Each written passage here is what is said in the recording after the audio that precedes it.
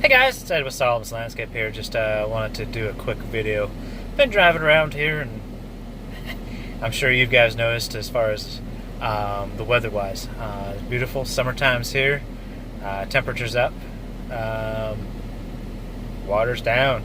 Definitely seeing the effects of the lack of water. I'm sure a lot of you are struggling to keep that lovely grass, whether it's Bermuda grass or Zoysia grass or fescue grass. That's probably the hardest hit right now. But even Bermuda grass and Zoysia grasses are getting hit really hard. That's because it's been so hot and dry, especially so early this year, where other parts of the country are enjoying maybe not so much flooding.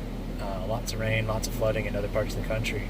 Unfortunately for them, I never wish that on anybody. And of course, here we're in the South, and we're getting not an ounce of rain. The last couple of years we've been kind of blessed and kind of got a little used to and spoiled that we've had a ton of water, some nice wet summers, regular rain in the last 2-3 years. And so I was just thinking to myself, it's been at least 2 to 3 years, maybe a little longer, that I've seen so much grass struggle, even Bermuda grass struggling so much because of the lack of rain. So I just wanted to take a moment and talk about irrigation systems. Obviously, if you do have an irrigation system, you definitely want to make sure that it's running now and running properly. So if you haven't checked it in a while, it's a good time to check it.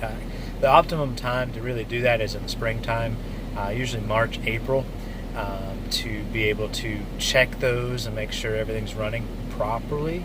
The reason being is now we're in end of May, beginning of June, and people are just now realizing that their irrigation either wasn't turned on or things are broken or not working properly. And unfortunately, if you call someone to come and repair that irrigation, it's going to take a couple of weeks at least, easily, because it is prime time. Everybody's slammed this time of year making repairs on irrigation, which is fine, which is good. Irrigation repairs typically are fairly easy to do.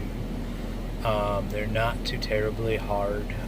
You do have to have some knowledge of the systems, how they work, but usually line breaks are fairly easy to fix. The hardest part is just trying to find where that leak is, and then they have products out there that allow you to fix those relatively inexpensively. The expense comes in the knowledge of where to look and how to fix those systems, because sometimes they can get a little technical and a little bit more of a pain to figure out and find. So it's always good to find yourself a good solid contractor to do that if you aren't willing to do the work yourself, and just realize that May and beginning of June now, if you're just getting that irrigation started, you're going to be waiting a few weeks for someone to come out and get that repaired at minimum. Again, the optimum time really is March, April, probably April, getting those checked. Again, if you haven't checked your system in a while, it'd be good to turn it on and check things, make sure there's not any excess moisture, excess water coming up from the ground, which usually means that there is a leak somewhere. Making sure that your heads are not clogged and getting the appropriate distance and throw, working properly. So it's just simple stuff to go through the system, just to double check, make sure it works properly. And again, if not, that's usually simple repairs. Sometimes they can get complex, so depending on how they're installed and what's going on. But typically they're simple repairs. It's just time and figuring out exactly where to repair that, and that takes some knowledge. But again, you can go to your local Lowe's, Home Depot, Ace Hardwares to get parts to do repairs. I would also give a shout out to Ewing Irrigation. At Site 1 Landscaping. They helped us out, Ewing, on Highway 14, right there by the QT and the airport. They helped us out a lot, and I'm sure they'd love your business, and of course they're really good, and they're definitely willing to help out and give some advice. Lord knows I've leaned on them a lot for different things and advice and thoughts on certain things as well. So again, like I say, just wanted to let you know it's dry, hot, and dry. It doesn't look like it's getting any better. So just double check, make sure your irrigation systems are up and running properly. And if they are, hopefully that's great, that's awesome. If not, you can give us a call, and we can come take a look at it and let you know if we can help you out. Again, we do have a couple good subcontractors as well that we'd love to pass on business to as well.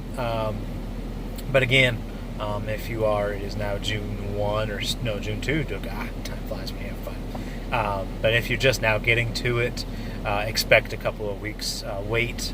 But again, most of these repairs are fairly easy to fix. It's just the time is to find them and put those together. So thank you very much for your time. Have a great day, and stay cool, and drink lots of water as the temperatures are up and the water is non-existent. So keeping those turf grasses healthy and plants healthy as best we can.